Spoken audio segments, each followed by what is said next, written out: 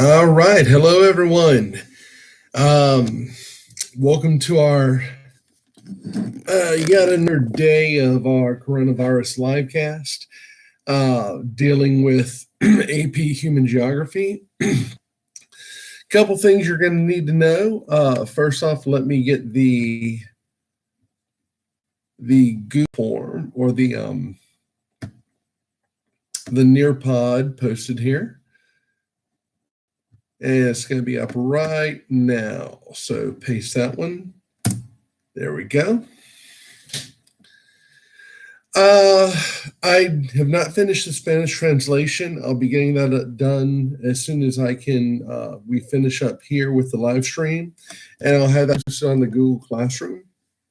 One thing you will need to know, there have been a few changes. In fact, a number of changes. We've been trying to scramble and get everything done for AP Human Geography when it comes to the AP test next month, which is going to be on May 12th, so a little over a month away.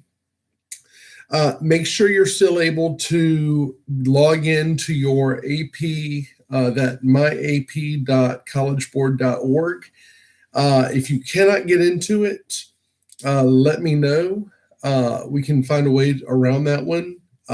You might need to call College Board themselves. Well, call College Board for yourself, and they'll give you a temporary password to log in. And after that, you'll be able to actually log in and make sure you get everything you need on there. Because College Board is who's administering the test, or they're the ones who provide the test. So there will be a few things we're hammering out right now. If you want to take the paper test, if you so happen to choose that one for anyone who's having internet issues or such, let us know, and I'll get your names to Mr. Sampson, and we can get that worked out. Beyond that, make sure that you are signed on. You've got the Buck Nation web app. Let me pull it up on here. Where is Buck Nation? Here we go. I'm not sure if that's showing up on there too well. Let me turn the vision down on there so you can see it. That is the Buck Nation Broadmoor High School app. Go ahead and get that on there. Download it onto your phones, because we will be providing you with a number of different instructions, things, all the information you need in which to go ahead and make sure you're still getting everything you need for AP, the AP test. In fact, Dr. McCoy Thomas has been putting a lot of AP stuff on there for you guys. And I will also be looking at, I'm in touch with the guy, Mr. Well, I'm not really in touch with him, but I am getting materials from the gentleman known as Mr. Sin. You can actually find him on YouTube. In fact, one of the things you're going to do today for your exit ticket is going to be a video he released talking about the changes for the AP test.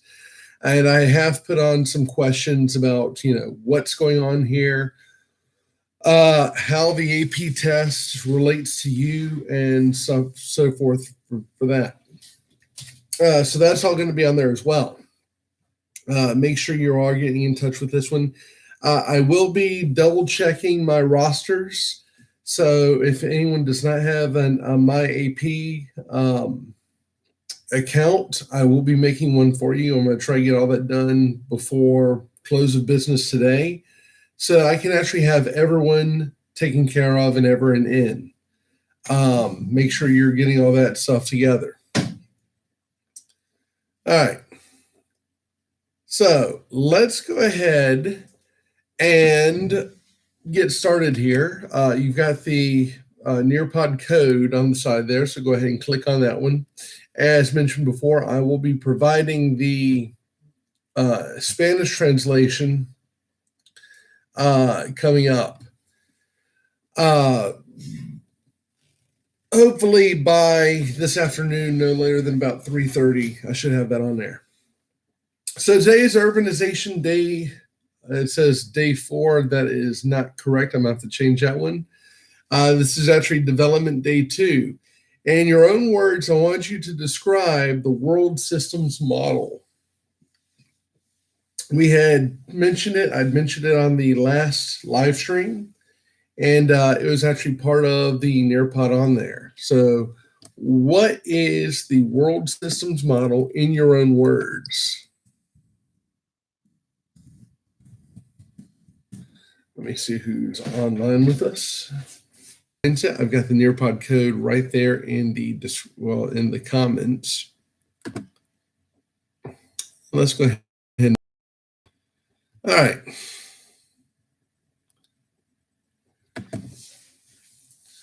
So, pathways to development. And our objective today is you're going to be able to describe the relationship between economics and development using a few real examples.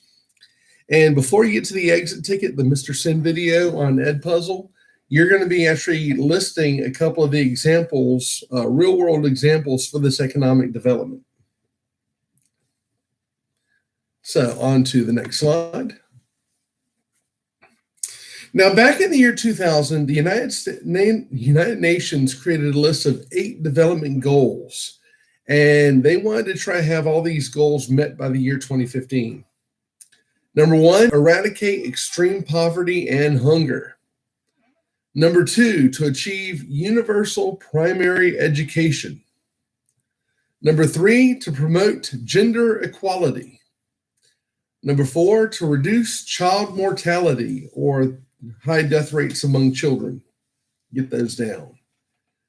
Number 5, to improve maternal health. In other words, pregnant women would be able to have better access to health care, as well as better access to prescription medications in some cases. Number 6, to combat HIV and AIDS and other diseases. Needless to say, given our current state, you might be rolling your eyes at that one. Number 7, to ensure environmental sustainability. And number 8, to create a global partnership among all nations for development. So it can help actually raise a standard of living in certain areas, especially with third world countries. Now, needless to say, these were all meant to be done by the year 2015. They set these up back in 1999. They announced them in 2000, and they had 15 years that we're going to get this done. So real quick, let's see, I want to approve these before you submit them or before they're posted. So 20 years later, how has the world done so far in meeting these UN development goals? What do you think? Did we do good? Did we do bad? Did we do somewhere in between? What?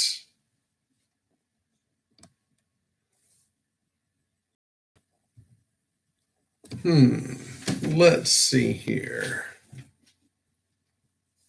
Let's see who's online. A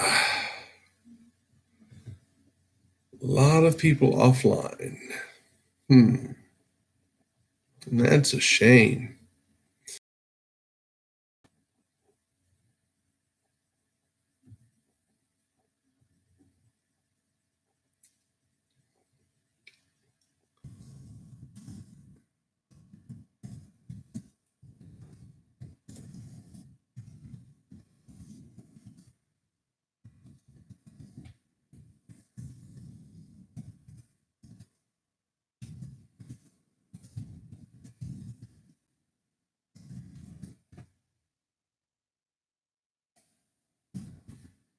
Okay, send a message out to the students.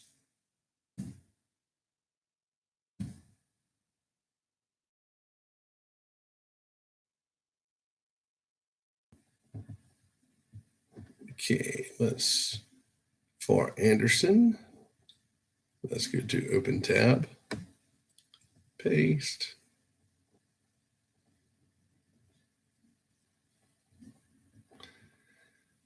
All right.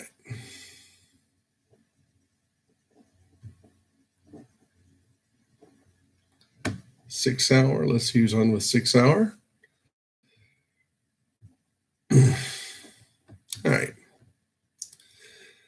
So 20 years later, how has the world done so far in meeting these development goals? What do you think? Good, bad, somewhere in between? Go ahead and submit your answers. Let's move forward. So every year, the United Nations releases what they call the Human Development Index. It's a rating system.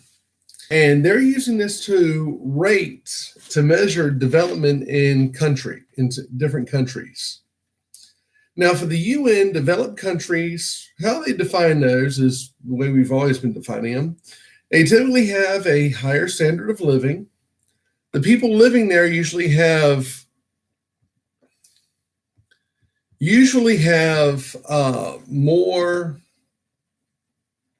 longer, healthier lives.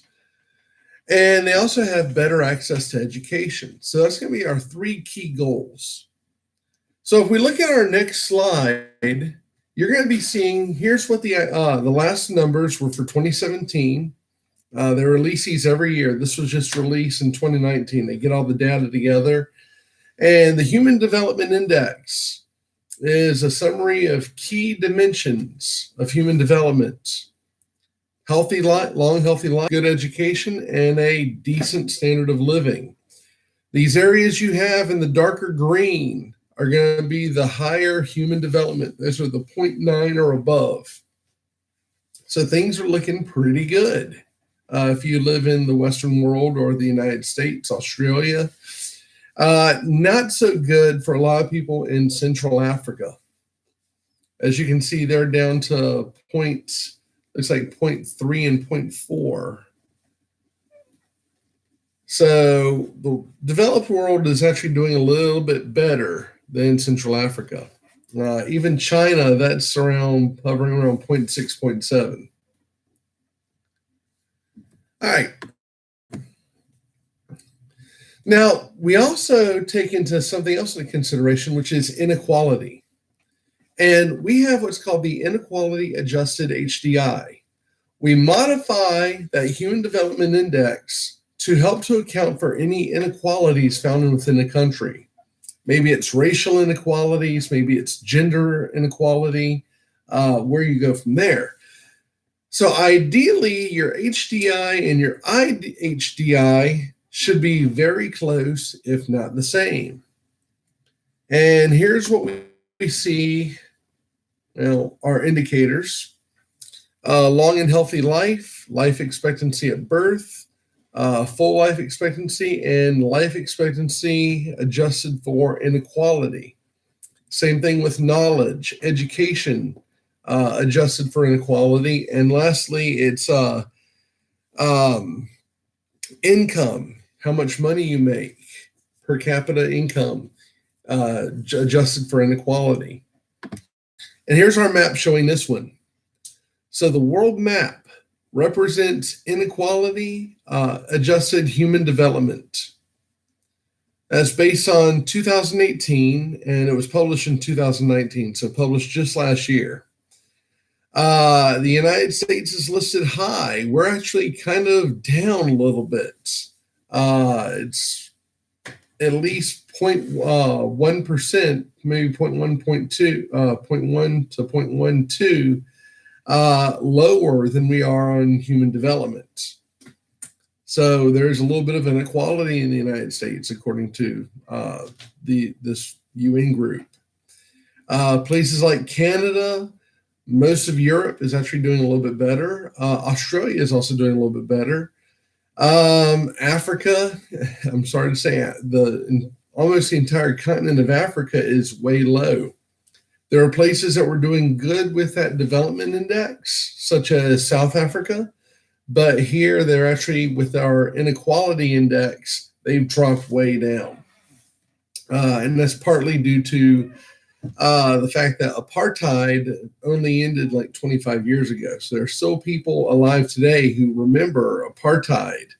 And there are still some really big scars and divisional rifts between it because of that one, cultural rifts. So that is still there. So with any luck, maybe United States can actually move up and kind of join those our neighbors in the dark green. And maybe we can get all these different countries of Africa to really come up, especially South Africa. That's kind of a bummer there. India is also another one that's a major bummer, because if you look at India with the development index here, they're kind of, they're not as good as China. They're probably about 0.5, 0.6. But when it comes to the inequality index, they drop way down. They're at 0.3 and 0.5. So they could stand to be a little bit better there. Looks like it's not. Is that? I think it might be your Paraguay. Yeah, the Paraguay in South America is also low. The country south of Mexico, Central America. That looks like Honduras, Nicaragua, and maybe Costa Rica is on there as well. But those are also way low. All right, let's go forward. So what do you think are some of the types of inequality that the UN looks at when they're doing one?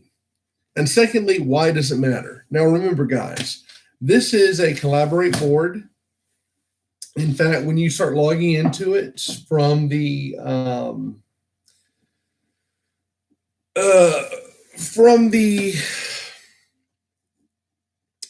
student pace version I post on Google Classroom, you're going to be kind of putting your own notes on there. There won't be as much moderation. Only if there's something really, really nasty, it's not going to let it on there. So make sure you're getting on that one and taking care of that one, because people can also see your thoughts, or maybe vote upvote or downvote your thoughts on there. So that's all there as well. All right. So let's see, reports.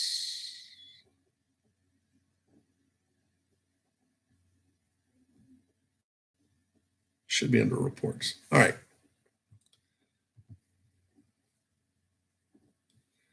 Okay, don't see too many people in my. So here's how we decide what is development, or how the UN decides it.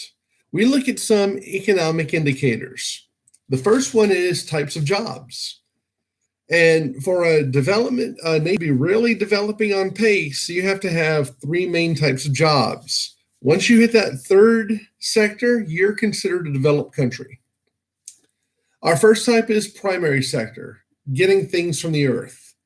This is going to be agriculture, mining. And the question is, how easily can people living in this country access these raw materials? So that's going to be one of our biggest things.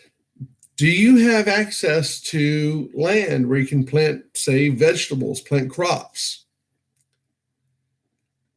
Do you have access to places where you can start mining for, maybe you're drilling for oil or you're digging for gold? Do you have access to it? How easily can you access? If that ease of access goes up for the normal person, then your development goes up. Development rating goes up. Secondary sector is your manufacturing. How productive are your workers in your country? Are they producing good items that can be sold and resold, maybe retooled? Manufacturing is a major thing. So how good is the quality of what you're creating? Number three is the tertiary sector. How big or how available are your consumer goods? So those goods and services meant for buying goods and services for payment, such as retail, banking, law, education, government. So how available are those tertiary goods and services? Is it something anyone has access to? If all three of these go up as they start rising, you're going to see the development index for that country rising as well.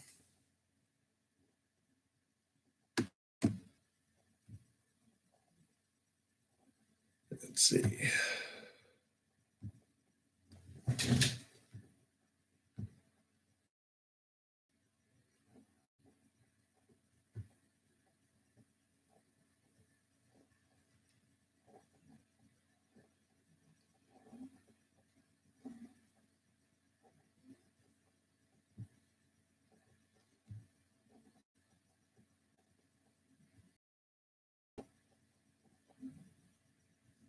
right.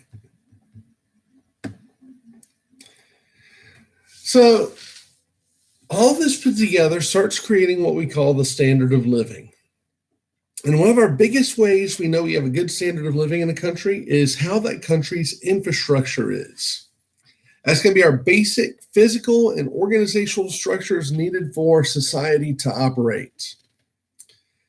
Infrastructure would include things like roadways, rail, whether it's a subway or a commuter train, like the elevated trains in New York and Chicago, airports, seaports, waterworks, and getting clean water, drinking water to your people, energy, and also sanitation and waste disposal.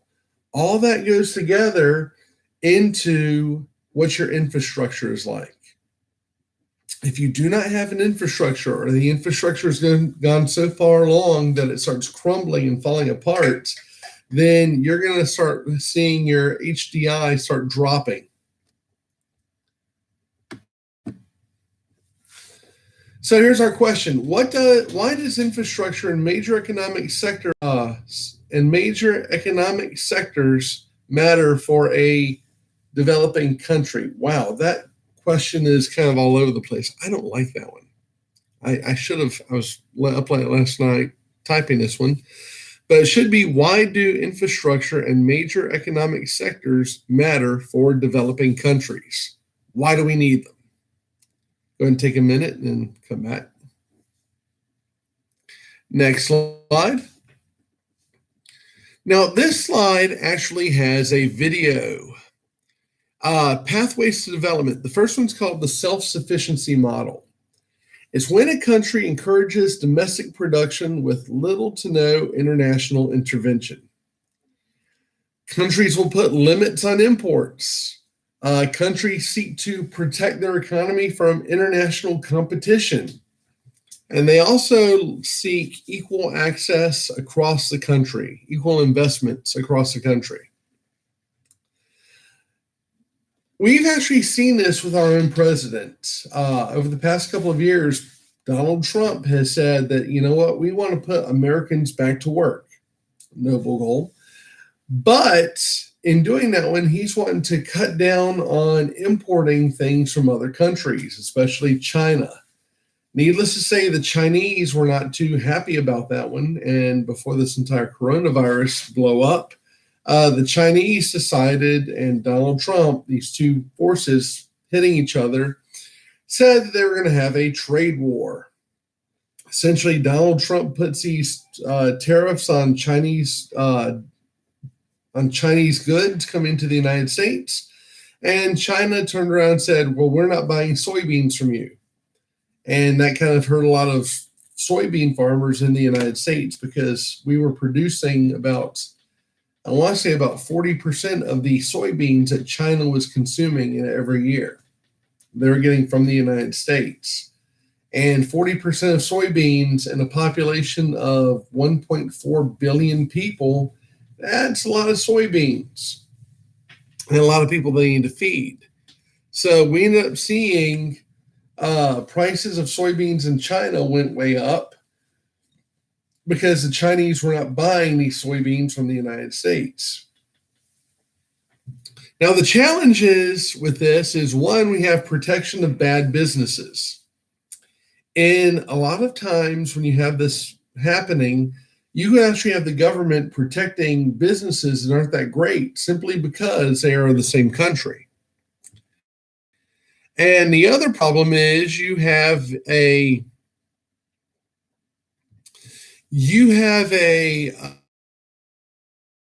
need for a bigger bureaucracy, where because you're having all these different industries in your country, you're going to need to have regulations for those, and you need to expand the size of the government to meet those. So that.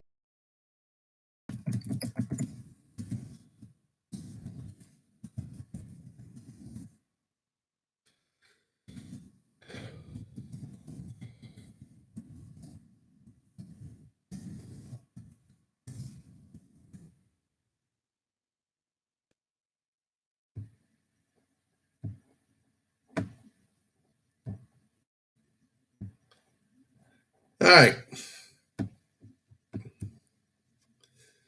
So on here, I've placed a little video showing how Iran is doing this one.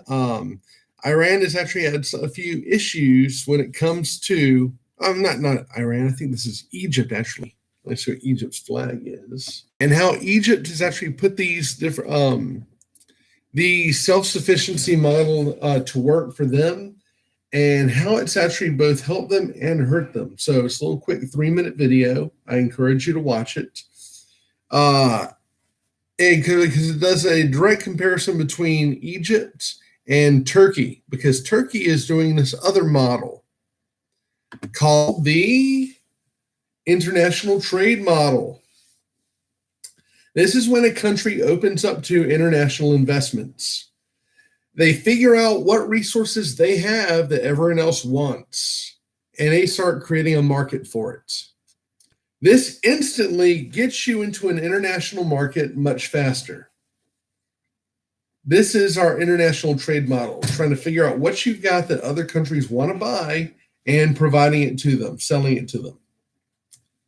Now, there is a bit of a challenge here, and that is, well, 3 main challenges. One is uneven resource distribution, because with this model, you're not sending it out. Let's say if you got 10,000, you're producing a lot of cotton. You've got 10,000 tons of cotton produced in this one area.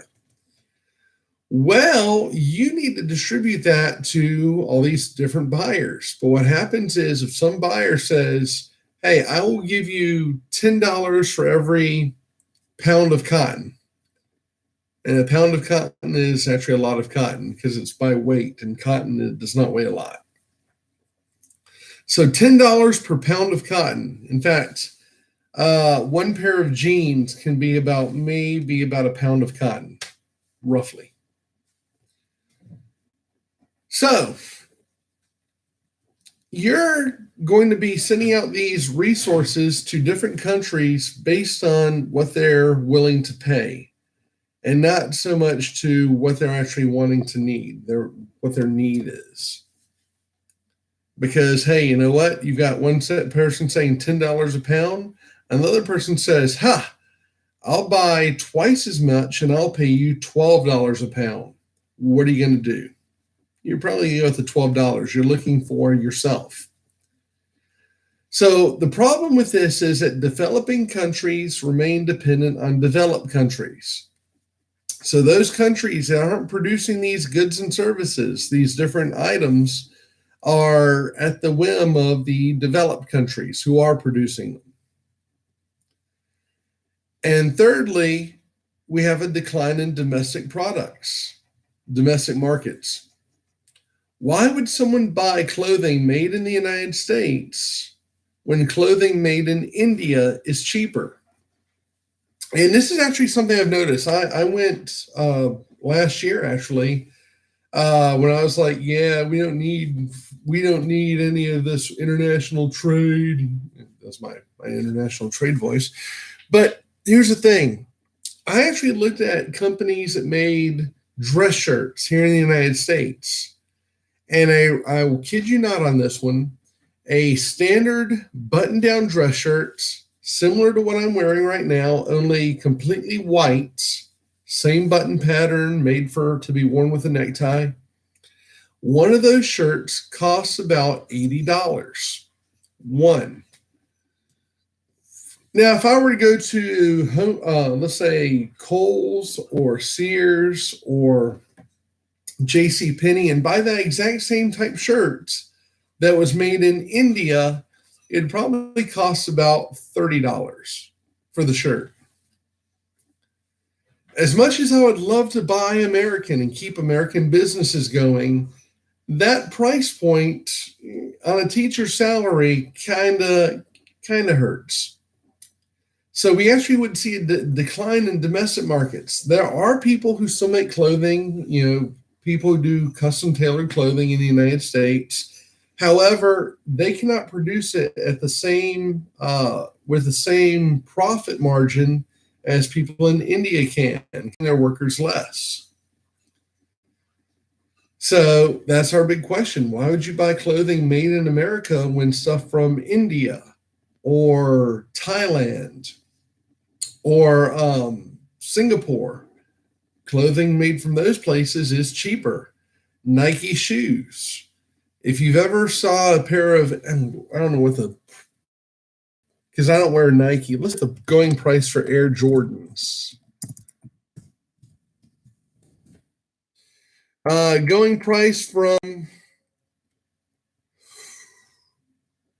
can range from $70 to $200. So let's split the difference here. We'll say it costs you $150, new Jordans. Well, those Jordans are being made in China, at the Nike plant in China. If those shoes were made in the United States, you would see the price jump. In fact, you'd probably be paying bare minimum about $400 for these shoes, because you're having to pay the workers who stitch those shoes together. You're having to pay all these different areas. Michael Jordan gets his cut because his name is on it. And that price jumps.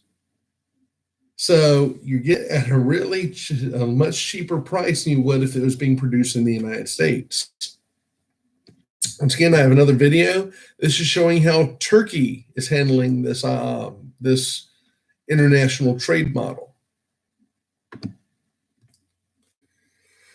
So we have what's called the stages of development. They're developed by a guy named Rostow. You're probably not going to know his name, but you definitely need to know the stages. So stage one, by the way, this kind of goes directly into our 5 stages that someone's getting ice downstairs. You'll actually be able to line this up with our stages, our demographic shift model, a demographic transition. Stage 1, traditional societies. We have no development. We have a high percentage of agriculture, high birth rate and high death rate, and a lot of agriculture. There's nothing new, nothing new under the sun. Stage 2, we have what's called the preconditions for takeoff. New businesses start forming. If we're in the United States, stage 2 would be right when we start having more medicines, more medical technology. We're seeing the railroads, these new businesses forming. And we start seeing infrastructure growing. That's stage 2. Stage 3, takeoff. We have rapid growth from our limited economic activities. We have major industrialization. So this is looking at the 1800s and early 1900s in the United States. Stage 4, the drive to maturity. We have more economic growth. We have more skilled workers. We have a diffusion of modern technology. We see this across the 20th century. From cars, modern technology going to people, more people driving cars. We have more economic growth because of those cars, and we have more skilled workers. And stage 5 is where we are right now, the age of mass consumption. The economy shifts away from heavy industry and starts focusing on consumer goods. So our economy in the United States isn't really based on, say, oil, even though oil plays a major focus on it, but that's not what our economy is really based on. It's on consumer goods.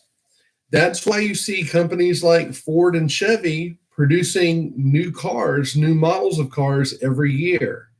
hey, if you didn't like the 2015 through 2020 Mustang, there's going to be a new one coming out next year, the 2021, the sixth generation model or the seventh generation. So that's all happening. Internet. We have mass consumption of the internet. Admit it. How many of y'all have actually set up a not a PayPal, but a Patreon account for someone you like on YouTube? Or maybe you donated a couple of dollars to their Patreon. That happens. That's all consumer goods. Internet has become a consumer good. All right, next up. So this is essentially what the level of development looks like. As this time goes on, your level of development is going to increase from part to part. So I've got it lined up here in this nice little, this very nice graphic that I took from someone else. So here's our issue, though. Development takes money. And the World Bank is one of our biggest monetary groups in the world. Hence why they're called the World Bank. They actually loan money to developing countries to help them build infrastructure. If a developing country, let's say Botswana, that is just something I'm coming off of the top of my head, they want to build a new highway. Well, they would go to their government would go to the World Bank and say, look, we would like to build a highway from border to border to encourage more people to travel here and probably, set up and have a better economy. The World Bank would do that. Our second group is called the International Monetary Fund. They loan money to governments to help stabilize their country's economy. So think about it this way. Let's say you have the economy you go through a civil war. The economy kind of goes to crap. And this country during the Civil War says, you know what? Look, we need to try to keep our country going on while we're, getting the Civil War taken care of and making sure we can still feed our population while this craziness is going on. Well, the International Monetary Fund comes in like, Superman and says, here's some money to your government. And they provide them with money so that their country will not completely collapse. So the economy would not completely collapse. However, there is a problem with both of these. What are some problems that both of these organizations might face? It says problems with these organizations. It's actually problems that these organizations would face. Go ahead and type your answer in on slide 20.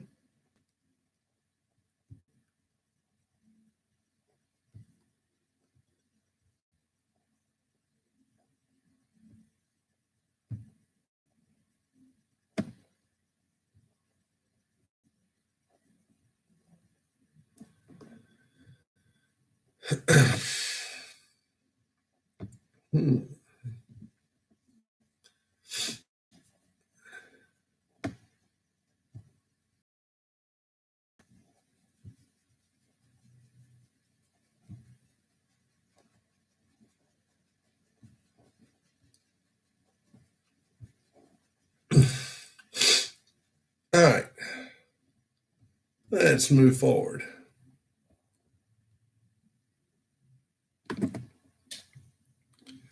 So the problem that they're going to face is that most of these projects they're giving money for end up failing.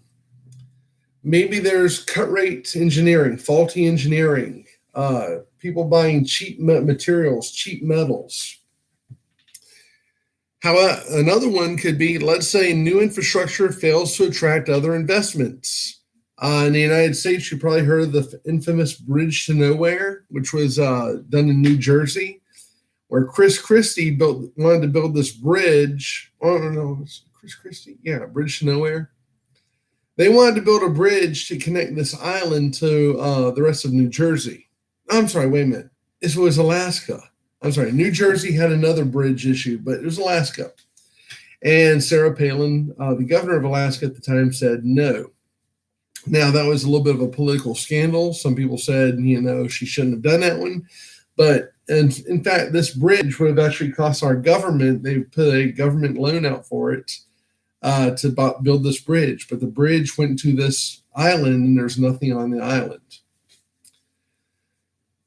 So that new infrastructure could end up failing to bring other investments into the country. Our third one is corruption. Governments, unstable governments have a history of either misusing or even outright stealing the money. So if you got the president of this country and his family, they might get millions of dollars from the IMF or the World Bank to build these new everything for their country, and they end up taking it and running, just taking the money and not paying anything back to it. Now, the thing is, all countries around the world have some form of debt. And for developing countries, that debt is typically amplified, or it's made bigger.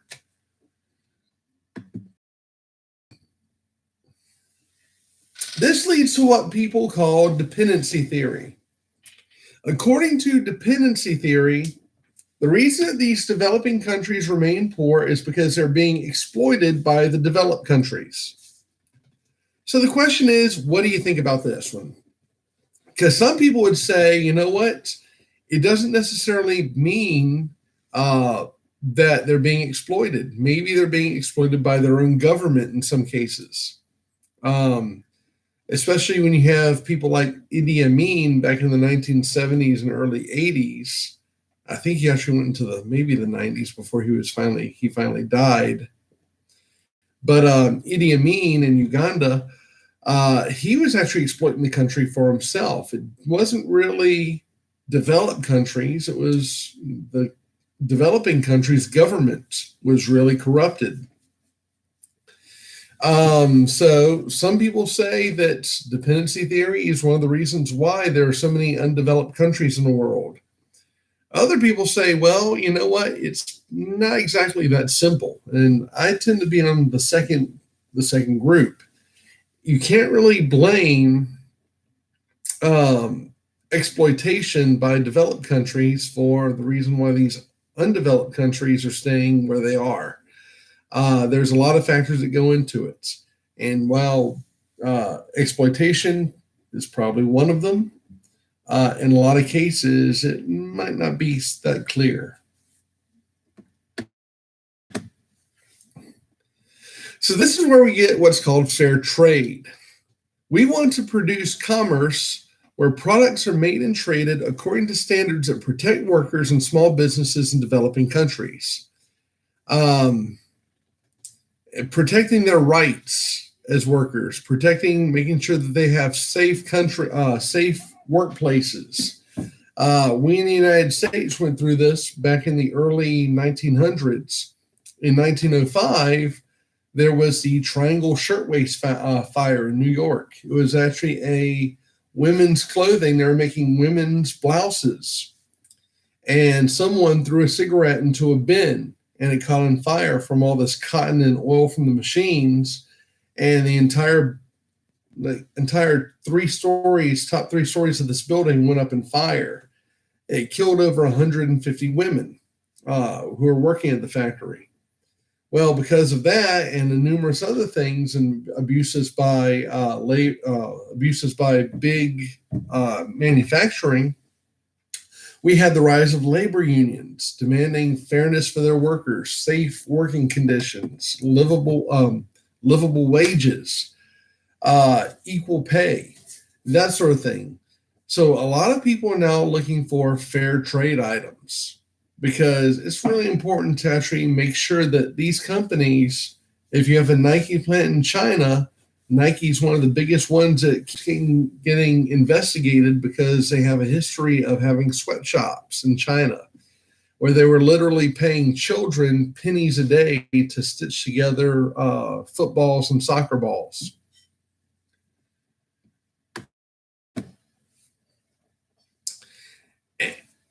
And lastly, we've got this one thing here called the Brent Line.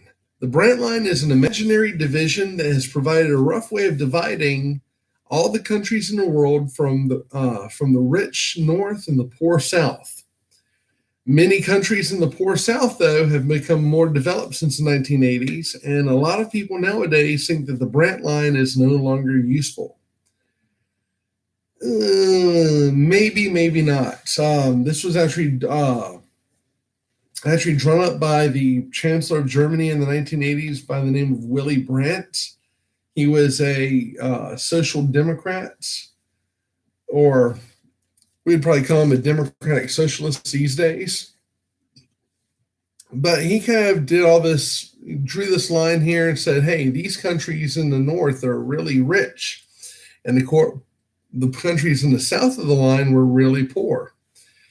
Needless to say, it kind of has a few issues, like the fact that he decides to kind of jimmy his line around into this big S shape and cut out Australia as part of the poor north, the rich north, instead of the poor south. And secondly, you also have countries that have been developing since he was actually in office and drew this. In fact, I think you would most likely nowadays consider China to be part of the rich north instead of the poor south, because they've had a lot of development in the past 40 years now. All right, so your first thing on here is to describe the relationship, summarize what you've learned today between economics and development by using some real world examples. So that's on slide 26. And then slide 27 takes you to Edpuzzle. And on Edpuzzle, your exit ticket is going to be the video from Mr. Sin. And if you ever want to look at his stuff, I encourage you to do so. He knows what he's talking about. He's actually been teaching AP Human Geography a lot longer than I have. My first year, by the way. And as a result, he knows this material a lot better than I do. So I would suggest you go to his YouTube site and start looking up his information, looking up his videos, his reviews. It can really help you out. In the meantime, here it is on Edpuzzle, and that's going to be set for you guys to look at what he's talking about with the 2020 AP test in Human Geography.